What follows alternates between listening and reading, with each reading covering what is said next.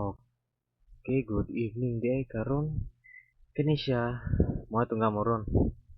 Mag-sort nati ari 5 6 7 2 3 4 5 4 12. Ato siyang i-arrange, ato siyang i-sort, then ato rin siya papilian og ang second smallest element. Okay? Tulintino ani wa gyud kaya ba karon targa ta. Nga kuha pero karon kuha na to. Tudlo na to sila. So kana kamo pod pagkuha mo. Kunin nyo kung sa inyong kudan. Okay, tudloan tayo mong sorting. Karon, ayan ita. Let's go. Delete. Isunta na to. So, hashtag include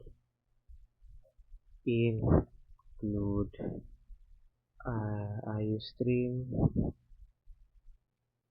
using namespace std integer main. Now, atong array integer r spaces ito.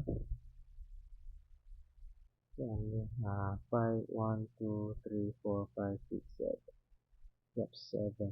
7. Ang sulod niya is 5, 6, 7. 5, 6, 7. 2, 3, 4.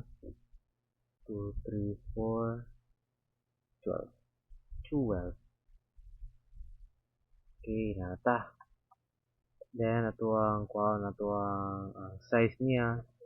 Integer n is equals to like size ni r. Boom. Natin n. So, ang si n is 10 7. 7. Okay, come on, code para ako lang tawon sa comment section kung sakto ba yung gicode o dili. And then compare dayon. Now, ito siyang i-sort. Itong technique, sort. Ito nga bagong CPP ni need nyo i-update yung C++ library para ni dali rin tayo. Sort array plus n. May error yan para siyang i-click natin algorithm for the sort. Okay, then oh my god, sayo na kakaayo. Ato sang i-print ang atong i-print atong sorted, then pilihan din ato.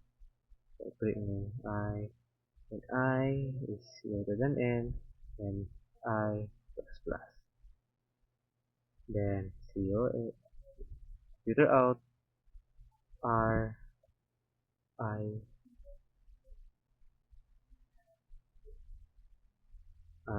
space.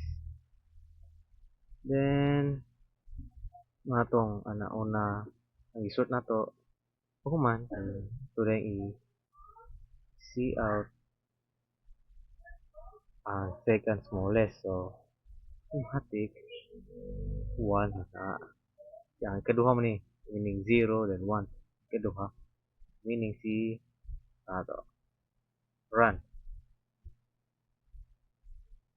2 3 4 5 6 to end line din to end see out end line din kanha so klaro to.